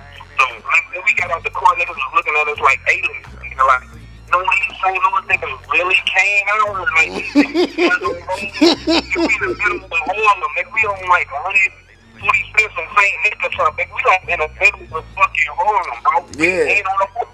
We heard. I'm expressing real tough, nigga. We heard. Yeah, we ain't running, nigga. Midwest, nigga. Man, you niggas saying, what the fuck y'all gonna do? What y'all gonna do? Now what? Yeah, now what? Because at the end of the day, what a nigga respect in New York, a nigga respect that hip-hop shit out there, bro. They respect when a nigga be rapping, when a nigga be spitting, they respect that shit out there. That's so, like right. I said, SB is only he ready to battle. The first nigga that stepped up to battle him was Remy. Remy went first. Okay. Remy, 10, 16 bars in, a nigga choked up. It's over. SB came after Remy. So, nigga, I put a Band-Aid on that footage, nigga. I'm about to say, bro, because I didn't see that first part, bro. Ooh, man, you giving me some good. Hey, man, you giving me some good shit right now, man. God damn. TV, my nigga, that's it. Man, that's love, bro. Talk about that. Talk about that. SB come after Remy with a fire first round. And that's when that nigga Verb got mad. Like, nigga, I gotta step up for this. Well, Verb is an opportunity. He probably felt like the shit that SB spit, he knew his shit was better than that. So then that nigga just slid right in. Niggas like 50 niggas outside, nigga. I'm talking about Undeniable TV. Camera was out there. My camera was out there. Dog, you said Undeniable TV, my nigga. Yeah. That's so old. That's one of the original interview blog niggas in New York, bro. Like, yeah, bro. Yeah. Yeah, Darren's living. His camera was out there, and then that nigga Verb, like I said, SB went first. And Verb came. Verb going crazy. Verb had Mook, Rex, all them niggas going crazy. Nigga, it was on. Nigga. I ain't even gonna lie, nigga. Before I even got to the crowd, I was chopping that shit up when I got back to the hotel. I chopping that shit up on the plane. Nigga, I loaded it up as soon as I got home. But nigga, that nigga Dan Lemon got to World Store before me. That shit went crazy. I put it up on my channel immediately after that. That shit went nuts. And after that, shit, it was on. You know what I mean? Let's talk about it. Let's stop you right there. You know what I'm saying? Because, you know what I'm saying? Shout out to, once again, Undeniable TV. You know what I'm saying? Because Buddy don't do that no more. Like, he got a motivational speaker son now. Yeah, he on the right thing. Exactly. You know what I'm saying? So I gotta pay homage because I was watching that nigga too. You know what I mean? So, nigga, you got on the plane, got to chopping that motherfucker, so you knew you had something special, or it was just like, dog, no, I was saying that to say, you know what I mean? Because you always, like, wanted to go to New York since Crush Groove, so this was a moment, bro. Did you know this was a moment? Like, yeah, of course I did. Like, I've been to New York maybe like 3 times before that, just on all rap related shit. Like I said, I was going back and forth, getting DVDs and the whole nine. But this particular time, it trumped the Universal meeting. It trumped all of that because I felt like we really made weight. You feel what I'm saying? I feel like we really pierced through whatever we was trying to do. He was successful. You know, you just got me. I'm a local hustler from the hood, who got a camera, who then put some niggas on the DVD, ran into some battle rap shit, now I done got up to this shit, and my shit is viral right now. I'm talking about my shit is hitting. I'm talking about comment after comment. These St. Louis niggas won. The motherfuckers arguing in the comments like it wasn't nothing but commotion after that. How did that make you feel, bro? How did that make you feel? Well, first of all, was that your first time getting a feeling like that? And if it was, how did that make you feel? I would definitely say in the entertainment business, that was my first time having a feeling like that. Okay. Because I felt like listen, I'm talking about from the mud.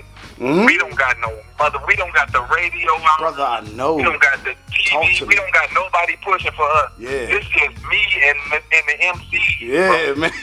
Yeah, like it was, my nigga. You know what I'm saying? Like this is me and the MCs. So we got back and this nigga Verb, he was famous. He was famous. Come on. After that whole event, he was the only nigga that had a battle on cam. And it's so crazy right now because I tell you like this. The only battle that happened tonight at that event was Tay-Rock battled another nigga. And Tay-Rock was like the opening battle for the whole event. You think about that shit. Tay-Rock was the opener. Opened up. Look where he at now. He opened up for them, bro. Yeah, and look where he at now. You know what I'm saying? That's crazy. And look what it, like I just be paying attention to a lot of shit like that. Look where he at now, you know what I'm saying? That nigga, one of the most famous battle rappers out here at this time, you know what I'm saying? But we get back Verb famous. Verb, and he even got internet famous. So he's gonna try to focus on being a battle rapper at this moment. And so he started getting calls from her and there. And I think his next battle was more of one. Grind time. 30-second rounds, 90 seconds, 30 seconds, 60 seconds. 60! What is it? Yeah, you know what I mean? Yeah, because I remember that. You know what I mean? Because he came out to the base, he battled more of one, and then when he came back, he was like, man, this nigga Holla the Don is trying to come to St. Louis. This nigga Rich Dollars is trying to come to St. Louis. Niggas didn't have no door to fund that event, so I was like, listen, if I'm going to pay for this shit, then it's got to be. I'm not trying to X your brand out or none of that. But I just want my brand to get full representation. Of course. That's just how business works. I'm footing the bill. You can't come to the stage with nothing and expect to get something. You know what I mean? That's basically what I'm saying. So yeah, nigga, if I'm saying if you're not contributing to us eating, like, don't look for a plate, my nigga. Like, shit, we give you whatever we want to give you, we will give you. You didn't contribute. So A-Verb organized the A-Verb versus Holla the Don for 2 rounds, and Hitman versus Rich Dollars for 2 rounds. And that was my very first event that was 100% street status. It was a sold-out fucking event at the African Palace, where the street reports still having battles there to this day. I'm talking about I had niggas hanging off the ceiling on that motherfucker for that event. And after that, that's when you and Real reached out and was like, oh no, these Midwest, these St. Louis niggas, these niggas is fire. You know what I'm saying? At this point, we gotta get in the way of this shit. These niggas, this shit is gonna go. These niggas gonna explode on this shit. You know what I'm saying? So, hell yeah. Might be, matter of fact, we need them. So at the end of the day, Lions is responsible for the New York versus St. Louis fiasco between each other. Still to this day, them niggas gotta look right in between each other. And I'm not gonna lie, Loaded Luck and Lionsville is solely responsible 10, 11 years later for putting a battery in the back of that shit that's still fueling this motherfucking culture to this day. So that's when you all real stuff there. And then to answer your initial question about the Midwest Massacre and the first official Midwest movement MCs. Yeah. Which was Calico. Hold that thought. The first Midwest movement guys were who? Calico. Yes, sir. He was a very, very young boy. He was like 17, 18 at this time. He was a little nigga, Yeah, you got X Factor. You got Midwest Miles. You got Big T. You got Hitman Holla. You got Young L. And you got Verb. And listen, I'm going to throw Remy D in there as well. Because this was the matchup. Remy versus X Factor. Young L versus Calico. Big T versus Hitman. And Verb versus Midwest Miles. Just think about that.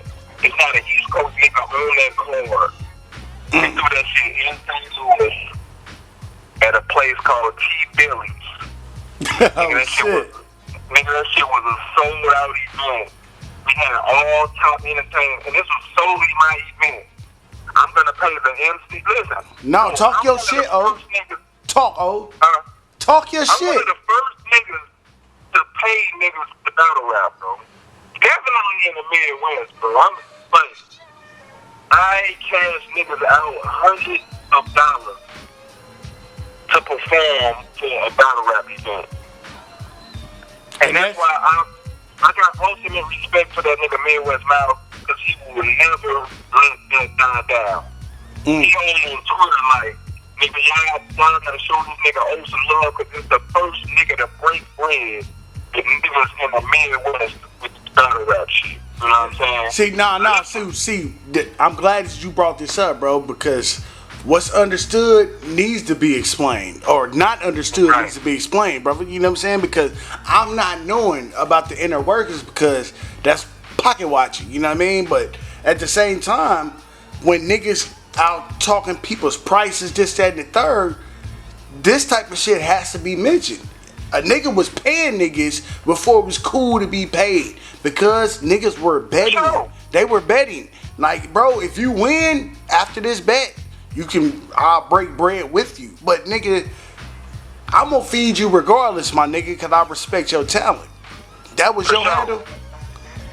Listen, not only do I respect your talent, I'm selling these motherfucking tickets for $40, $20. I can't do that. I ain't no fucking school spit duck nigga, none of that shit. I know how this shit works out here, bro. You gotta break bread. That's the way of the world, bro. You listen. I can't be no nigga that could have kept all of that to myself. It don't even work like that.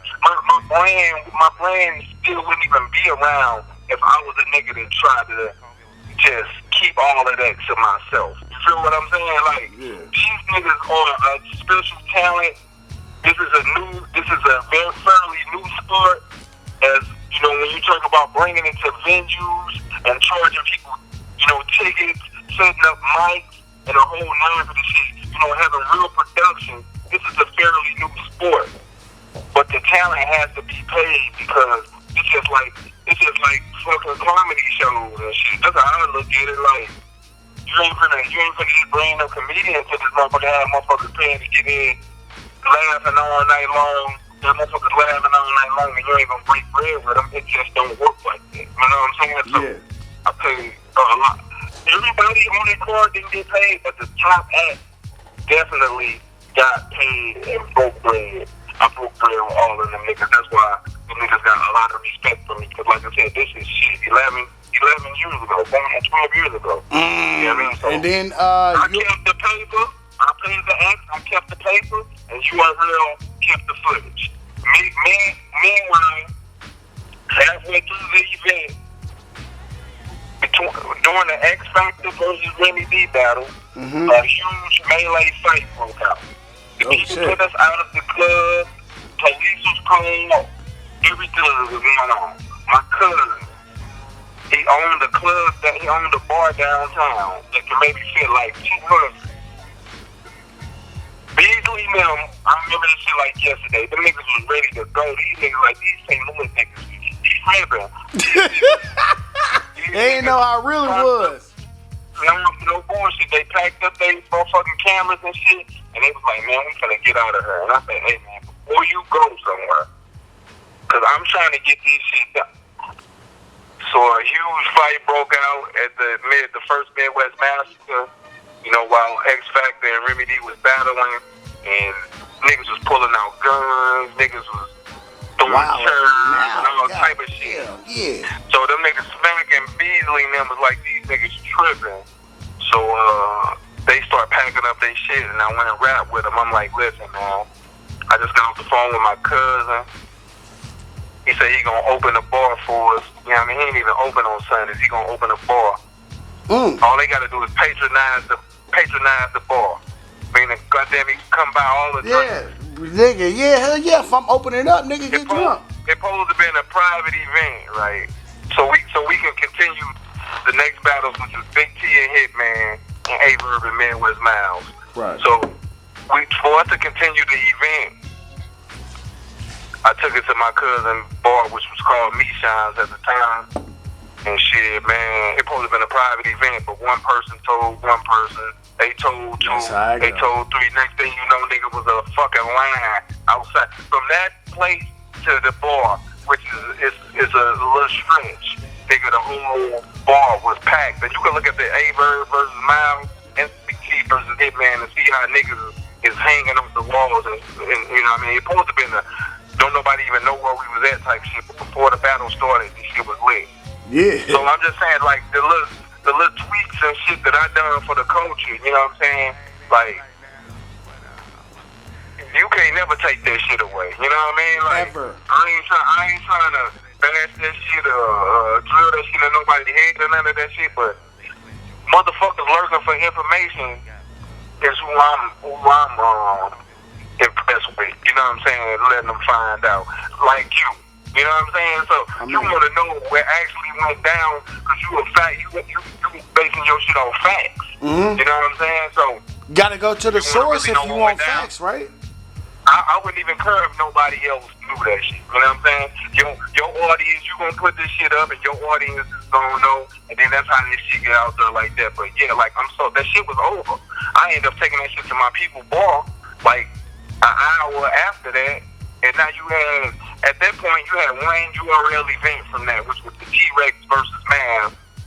You know what I'm saying? So that's when Swag came in. That was a second event. Yeah, that's when Swag, nigga. Yeah, Swag was at the event, bro. Swag was at the event. Yeah, man. but he was a financier, right? He paid niggas. Man, listen, you know your shit, because I was just on Twitter about this shit. I was like, you know, niggas was talking about the no-up shit and all of that shit, you know, and I'm like, niggas similar niggas, but niggas Swag was paying all the MCs, nigga, paying for them events and all of that shit. So like nigga, Math and fucking T-Rex got the way out, bro. Yeah, Math and T-Rex got paid handsomely for their battle. Yeah. Like I ain't put numbers on it. They got paid crazy. Nigga got paid numbers in 2010 that battle rappers get paid 10 years later. Right. So you agree with what I'm saying? So you know what I'm saying? Oh man, I definitely know who Swag is, and I know what the fuck was going on. Hey, my man. So it's understood. Ain't got to be explained, but so let's get back to you. You know what I'm saying? Because you was putting money behind your people. So let me ask you this question before we give it a wrap up. You know what I mean? So goddamn, what is it about paying your people, or you were trying to teach people, your people or our people, Midwest niggas, you know what I mean, our worth? Like, bro, you don't have to do it for free. Don't nobody have to bet you. Like, you know what I mean? Like, what was your purpose on just paying people, bro? It's just simple math. If you got a following, you producing views, then you need to be paid. You know what I'm saying? You need to be compensated for your arts, bro. Like, it's just simple math. You know, I'm the promoter. I'm the person who put it together. You use my platform to produce some type of revenue. I've been monetized on YouTube for quite some time. I'm just not no nigga who gon'. You can't squeeze blood from a turnip though. So like you'll get niggas getting crazy with their praises and shit like that, not knowing like. Listen, league owners, well, no, not URL. Maybe the exception of URL. League owners make the least, man. The battle rappers make the most. That's a fact, because y'all paid. You know what I'm saying? So now break down the science for the guys, you know what I mean? Because you gotta pay for venues, you have to pay for talent, you gotta, you know what I mean? For sure. So at the end of the day, you using your liquid, which is your cash up front. Just say you do a $5,000 event, you know what I mean? Like, all of that basically is up. Let's say $2,500 of that'll be up front, paying talent, getting venue, production, shit like that. You know what I'm saying? Everything is on the back end for you. Now you gotta produce ticket sales. You gotta get out here and promote. So like, you gotta really put the work down. The MC is at home, they doing their writing. You know what I mean? They do them. You know what I'm saying? But the league owner gets the least. Because at the end of the day, you got 10 niggas on the card, you pay all of them niggas $500. You're not going. That means they made $500. They profited $500. Mm-hmm. These league niggas be either losing in the red or making their money back. Like I said, with the exception of URL. But then you get your shit that you got going on YouTube, which is masters. I call it the battle masters. Because that shit going every month. You know what I'm saying? I don't give a fuck if you just make the threshold, which is $100. It's just like investing in stocks or something. It's not gonna be a big payoff, but over time, if you save that money, if you do whatever you know what I'm saying, if you just say you get $100, you just keep saving and shit. Which I'm just saying that's the minimum you can get. You're making a threshold is $100, then you get paid your $100. You know what I mean? But if you just making a minimum and you saving that shit, that's just like a stock. Who the fuck knows? YouTube might be around forever. Even when you dig it in, when your fucking kids can get that motherfucking $100 or $500 or $1,000 a month, whatever your shit is generating. You know what I mean? So that's how I look at that shit. It's like battle math. The league owner niggas, they get paid the last and they get paid the least. But yeah, you look at dollars, bro. You know what I mean? You being a league owner, like your vision and how you look at shit, man. If you putting money up, my nigga, if I don't see a return, my nigga, so you talking money right now. You know what I mean? Because you put up money, bro. You a hustler. It's about the longevity, bro. I've been here for a long time. I know, brother. It ain't about the quick time. It ain't about the quick dollar. It's about, nigga, when your motherfucking stomach growling and you got some breed that's coming through. You feel what I'm saying? So you make the quick dollar and you hungry and you ain't got nobody to get no money from. Nigga, you just hungry. You feel what I'm saying? But if you didn't put shit into play and nigga, you don't even know that motherfucking Google AdSense check from the land. It didn't pay your car note or something, or help you pay your rent. Like, any dollar counts. Just basically what I'm saying. Every dollar counts, bro, and that's a bar, bro. Bro, that's a bar. every dollar counts, dog. To answer your initial question, it's still hard to make a nigga earn when a nigga rather get paid in likes. You feel what I'm saying? Yes, sir. So no matter what I done brought to a nigga on how to get paid into this battle rap shit, if a nigga like getting paid in likes, if a nigga just want to be internet famous and shit, I'm beating a dead horse at that point, you know what I'm saying? And I've ran into several situations like that. A nigga really don't care about generating revenue in the battle culture. They just worried about popularity. PPV wanting an interview from them. You know what I'm saying? Bro, I swear, it was like, you know what I mean? No, I understand what you're saying. It's like just being popular. You know what I mean? I don't have the most popular platform, but nigga, it's street, my nigga. Niggas know what it is, and I understand exactly what you're saying. Nigga, I got a PPV, but niggas, you getting money, bro? Like, is you know what I mean? Like, what the fuck is you doing? You know what I mean? So let me transition, cause nigga, like, bro, the more we talk, bro, the more questions you pop in my head, cause I didn't even talk about goddamn B Magic and Hitman. So let me talk with Hitman. Talk about Hitman. You know what I mean? Was Hitman Holla frequent on your platform, Street Status? listen, you know what? To be honest, Hitman only battled on solely my platform one time, and that was him versus Rich Dollar. But the street status and association with World War, Hitman battled several times. He was young ill at that time. One thing I can say about Hitman, he always knew his worth. He always knew it. Listen, he gonna bring 30 niggas with him. All 30 niggas is gonna pay. I need to get broke off. You know what I mean? Like, he always knew his worth and he always demanded his worth. And still to this day, you can see how it plays. You know, he's one of the most viewed and he's one of the most respected battle MCs in this era. You know what I'm saying? In that era for sure. He definitely had the most haymakers on URL in URL history. So, like, he always knew his worth and he always demanded respect and demanded his worth. So, you know what I mean? So, one thing I can't, a nigga would be like, man, hey man, who did that in the third? Like, you can't never get mad at a nigga. What is this? That's his price. Either you can handle it or you can't. You can't tell a man. You can't tell a man what he feel like he's worth. Either you gonna pay it. A nigga could say I'm worth $1 million, bro. You just gotta turn your motherfucking head and go about your business because you can't pay that time. Exactly. You know what I'm saying? Exactly.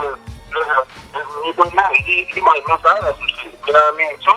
But at the end of the day, he wants this. So that's what I'm demanding, bro. That's what I need to get, and that's just what it is. So I ain't got nothing but respect for him, man. I don't got nothing but respect for him. Straight up. 100. You know what I'm saying? So let's talk about our brother. You know what I'm saying? Goddamn B Magic. You know what I'm saying?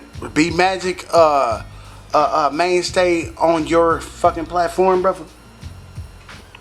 Man, now I ain't even gonna lie. I would say like Magic is like solely street status, meaning like he came from street status from the dirt. He did that like you got A-Verb now, it was street status World War. A-Verb has ideas and all that. You got Hitman, you know, A-Verb street status World War. You got European street status World War. Remedy street status World War. Chuzilla street status World War. But B Magic, when nobody in the city wanted, everybody was Hollywood. So I went back in I ain't gonna even say Hollywood. Everybody was doing their thing on URL or whatever, so they ain't focusing on doing no events at home. Not gonna say Hollywood, that's just what it was. They wasn't focusing on no events at home. And then B Magic emerged from the streets, punching with the slow flow and all of that. And motherfuckers start liking him because he's just a little grimy, little dirty dude from the hood that everybody can relate to. But this nigga punching though. Like, he's really punching. You know what I'm saying? Like, A-Verb don't rap like that. Hitman don't rap like that. Young Hill don't rap like that. Remy don't rap like that. This nigga's new, this nigga's different, and this nigga's a clamp. Yeah, bro, he banging. And he really saying this crib shit. He really saying this crib shit like every battle. So, I would say, like, B-Magic is the epitome of a street status battle rapper. Straight up. B-Magic is. I would say that, definitely. That's 100, you know what I'm saying? So that's what your whole purpose was. Like, you know what I mean? What we've been talking about this whole interview, you know what I mean? You so St. Louis just like I was so Indianapolis to find out. We've been on the same type of shit, but we look for our own, and then once we find our own that's dope, we display them. You know what I mean? Cause we the cameramen, you know what I mean? Like this, that, and the third. So when you found Magic, did you think you found something special? I'm gonna be honest. Magic was a good battle rapper to me. He was just a good little regular battle rapper to me. Right. Until we flew out to New York and he had Proving Ground versus Clean Paper. And Clean Paper went on. Listen, I'm gonna keep it so real, nigga. This is real right here. It's PPV. We walk in the building, nigga. This nigga look clean paper, look bony, little nigga. This nigga got a little red rag on. This nigga have a red rag. Oh yeah, nigga, we flagging, nigga. Shout out to my lord, nigga. We vice lords, my nigga. Yeah, on my mom. This nigga had a red rag on and shit. I'm like, this little nigga, little wild little nigga, man. This nigga got a little chest poked out and shit. Talking crazy Detroit nigga and shit. I went in the bathroom and the nigga was in the bathroom too.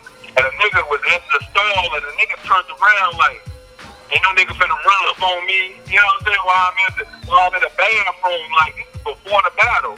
So I'm like, oh, I fuck with this nigga because, like, that's street shit. Like, nah, he ain't going. It looks a certain type of way, bro. Through the door. Who is that coming through the door? Exactly, what's nigga. going on? Nigga ain't finna catch me tripping while I'm taking a leak in her. You know what I'm saying? Bro.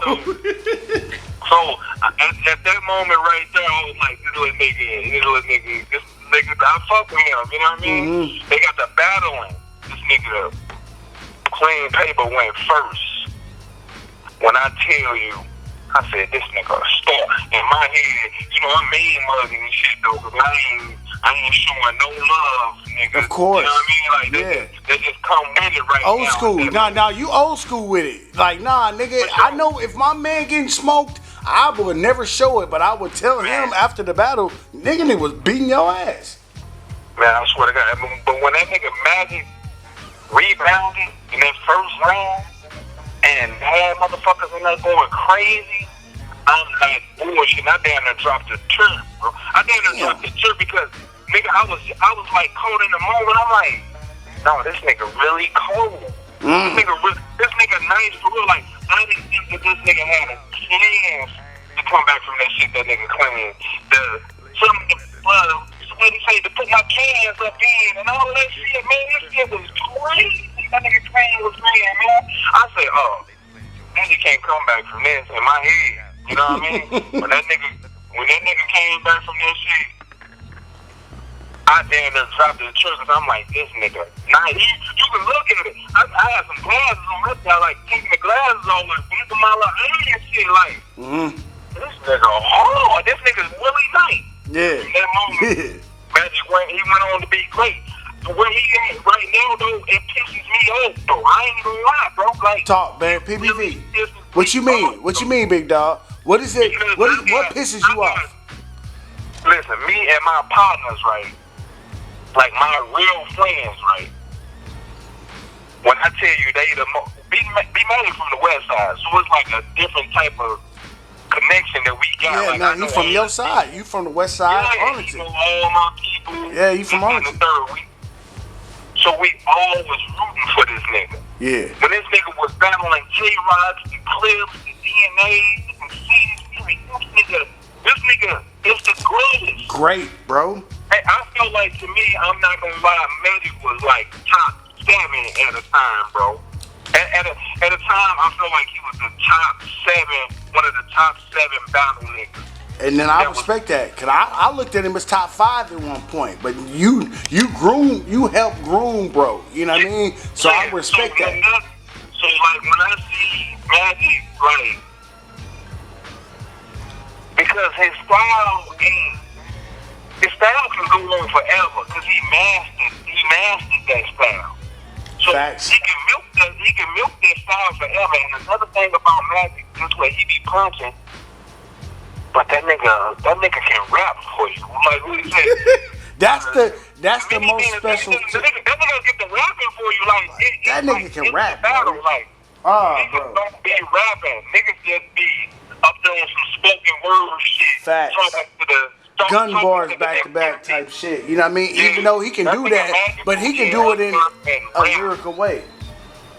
He will get up there and rap. I'm talking about like some melodic shit. You know what I'm saying? Like, okay, of course. It was crazy. Yeah. You know what I mean? Yes, sir. So, for me to see where which I definitely see him on the grind, coming back now, he's producing more battles and shit. But I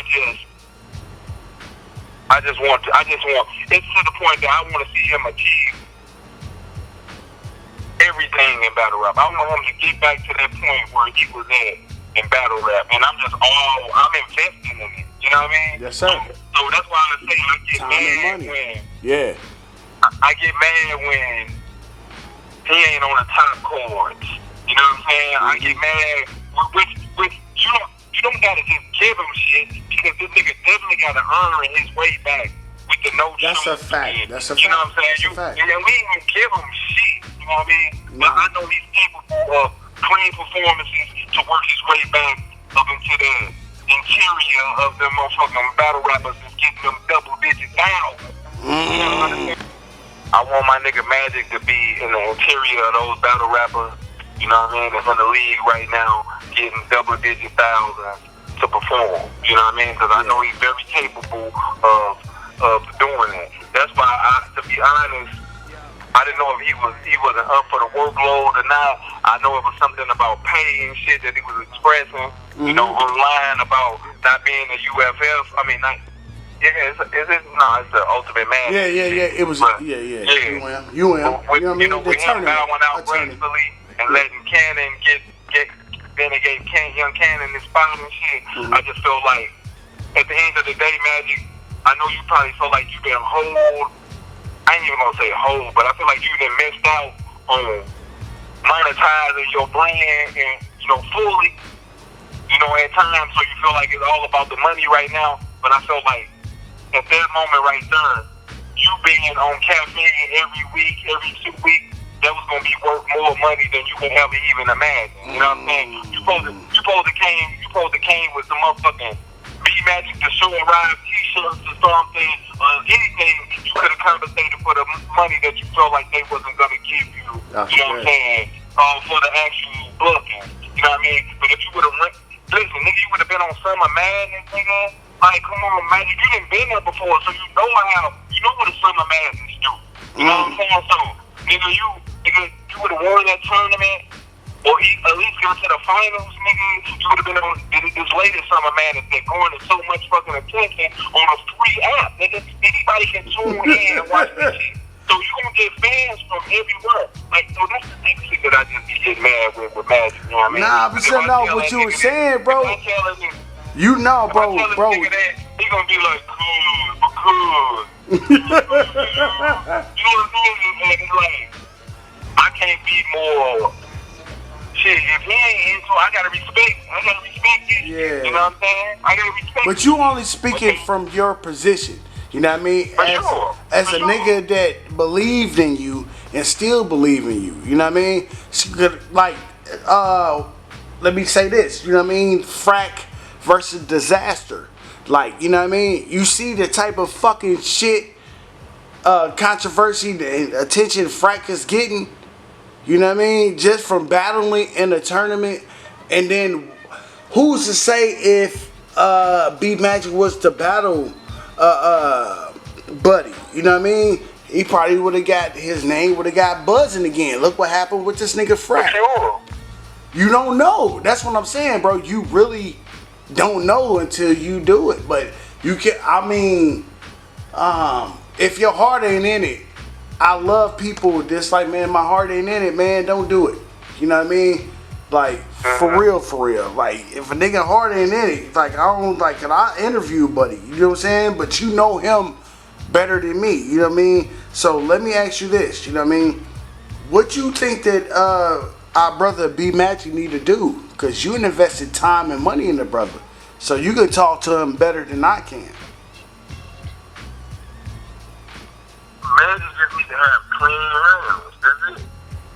There it is. You know, you can't say you can have the best handle in the world, and then when you take a nigga to the clinic, shoot a strap back, if this shit don't go in, it was a wasted move. You feel what I'm saying? So I just feel like Magic main thing is clean rounds followed by marketing. You know what? I got three things. My third thing is I really don't know how he's handling this business. You know what I mean? But monetize fully off your brand, man. You be motherfucking Magic, bro. Nigga, after several bad performances, nigga, you still, anybody in the world will book you. And nigga, you still got some of the dopest shit that's been said ever before in battle rap. Maximize all gold off your brand. I tell them this shit all the time. I'm saying, I know. It's like, bro, y'all really talk on the phone, bro. You know what I mean? But it's good to, like, when you share this type of information. You know what I mean? You being a creator like myself. You know what I mean? A content creator. You know what I mean? How people think. You know what I mean? How they talk to our brothers. You know what I'm saying? Because Midwest, my nigga, I look at it, nigga, you my brother. Like, we all Midwest. We all we got. You know what I'm saying? Like, bro, these niggas don't really fuck with us like that, bro. You know what I mean? So, we gotta talk to each other candid. You know what I mean? If it's on camera. You see what I'm saying? We gotta keep it real, bro. Yeah, man, I totally agree with you. That's why I try to get you that crucible shit, because I just feel like... Yes, sir. Nah, bro, I love you for that, bro. Like, bro... I'm going up your hard work, bro. And the hard work needs to be rewarded. And you being on that motherfucking camera was going to be a reward in itself. You being able to push your motherfucking fellow Midwest MCs is another reward. You know what I'm saying? Mm-hmm. You need to be... It just be certain times that you trying to level up. Don't nobody put out no dogs than you. Yes, sir. I be seeing you. I see you, though. Yes, sir. At least on Facebook, you know what I'm saying? At least on Facebook, this nigga verbing all the time. All I see is PPV, this nigga dropping this order. Nigga, you was talking to Easy the blockchain. All the paper motherfucker. Mm-hmm. You ain't just keeping the Midwest. This nigga reaching out to whoever want to put in some work with him. So he's fully invested in the culture. You know what I mean? He putting in work. Yes, sir. And this shit needs to be rewarded, and that's why I was trying to get you on that shit. Man, because like... when you getting on, that puts me again. You know what I mean? That's you meet me and you make it. That's me. That's my table for that.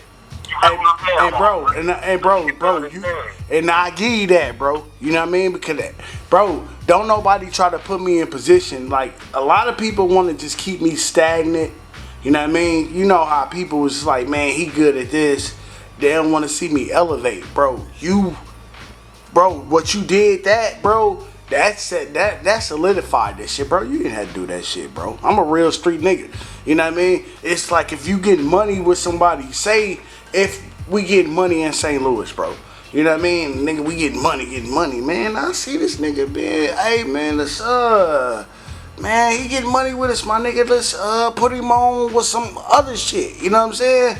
Because he's an earner. He's a worker. You know what I mean? It's like, man, don't nobody see what I do where I'm from, bro. Because niggas really don't be on that type of time. And I appreciate you for that, bro. Real nigga shit, bro.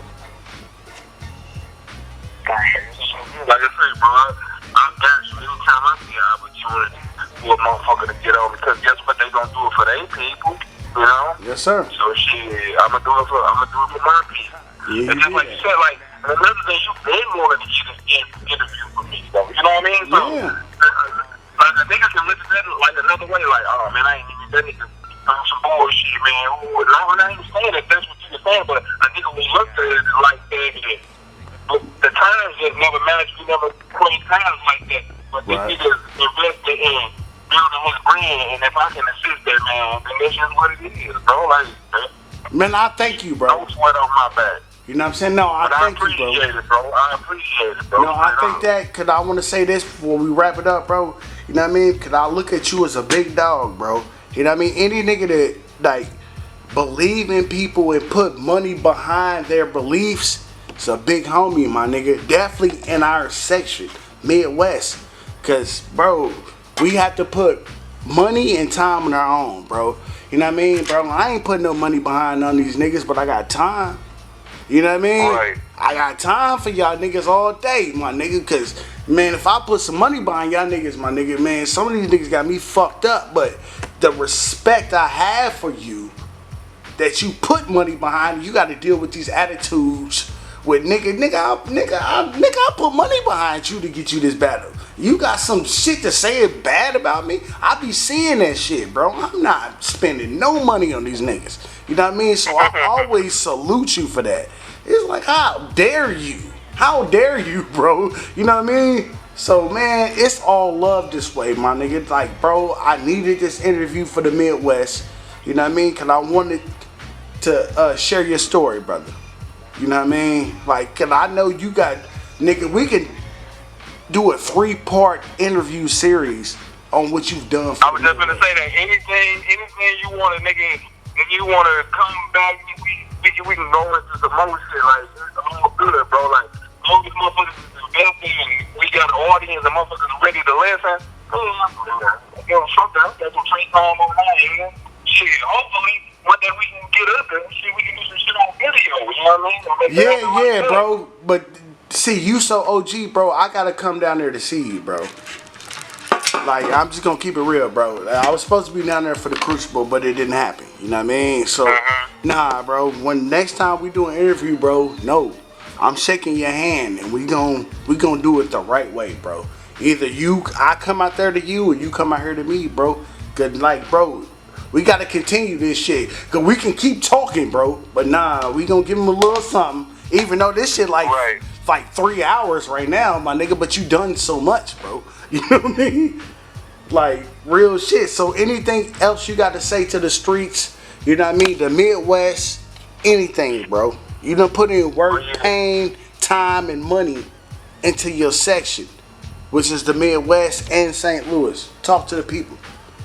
For one, everybody in this Midwest, man, you know what I mean? It's Midwest, St. Louis, and it's Midwest, bro. Everybody sharpening their skills and first each other to make sure that shit is on point, and then we go on her and kill the rest of these niggas. You know what I'm saying? This is how I do. We go fight in our own dojo, in our own area, breaking niggas' necks, breaking niggas' backs, falls, you know what I mean? Low shit, and then we going out here and killing the rest of these niggas, and I'm definitely loving this new Midwest shit that they got on. They got going on all these new artists, MCs, that's really flying. That nigga, a lot of niggas from the Crucible, like, damn. Of course, my nigga MVP, he did his motherfucking thing. He had, Casino, that nigga crazy. I don't know why the white kid, Ghost, he was nasty. Yeah. XQZ? XQZ, yeah. Like, I don't know why, I think XQZ, if I was to do this, I don't think I could have picked him, because I just don't. I feel like everything he said was fire in the battle, you know, but I coached it like that. For the audience that, you know, I ain't trying to take nothing away from that man. Salute to him for making it. But it was different. It was different, you know what I mean? So I don't know if that would have matched the actual shit. And I'm just naming a lot of niggas who just participated, served their kick. So I think we had a KD, we had a B-Man, we had even AOC, nigga had a long road. Yeah, my nigga Grams was out there. Yeah, Graham fine. I've been Mr. Mills, Indiana. Mr. Mills. I'm heard about Mr. Mills too, because I just wanted so much more from Mr. Mills, because I just know he's a vet and I know he's nice. You know what I'm saying? I wanted more. I wanted him to come and show these newer niggas that, you know, he can really lead this shit. You know what I'm saying? So he was out here.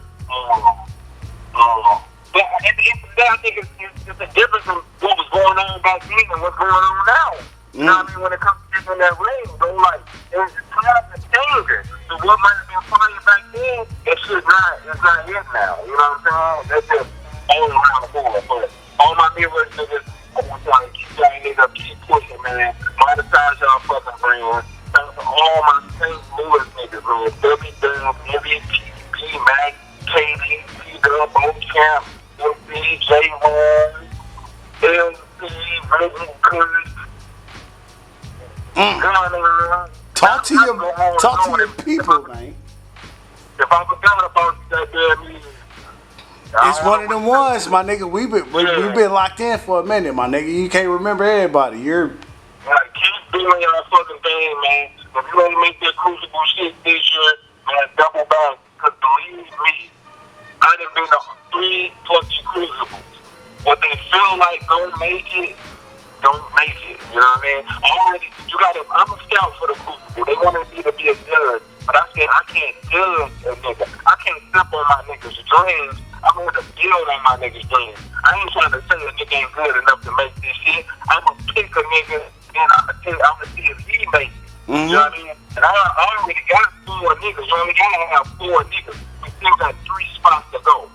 You know what I mean? So I already got my 4 niggas through to the 2nd round. You know what I mean? So niggas let you know where I am and how I got an eye for talent. You know what I mean? Shout out to all my niggas who made it. I don't even want to put their name on that one because they're supposed to be so top secret and shit. But then when the shit come back on and they start doing niggas' names and shit, we can do another interview and I can enlighten you on how the whole principle shit runs. That's a whole other goddamn interview. Man, that's what I'm saying, bro. You know what I'm saying, bro? Man, love, bro. You know what I'm saying? Like, bro, I look at you, like I said, bro. Man, I fuck with your brand, bro. I know you're gonna keep pushing anyway, but keep doing your fucking thing, man. Don't let nothing acting weird. And shout out to you, bro. PPV doing his thing. I see you dropping content damn near daily. You know what I'm saying? Keep doing your fucking thing, which I know you already gonna do that anyway. You feel what I'm saying? But it's just for me to you, keep grinding, keep pushing. Don't let none of this weird little internet shit that's going on. These niggas acting weird. Alter your path. You feel what I'm saying? Keep on your grind and keep doing your motherfucking thing, bro. Salute. Thank you, brother. Bro. Thank you, brother. You know what I'm saying? Well, something still ain't gotta be explained, my nigga. I needed that, bro. Thank you. You know what I'm saying? So, part 2 coming soon. You know what I'm saying? Yeah, you know what I'm saying? So, you rocking with PPV?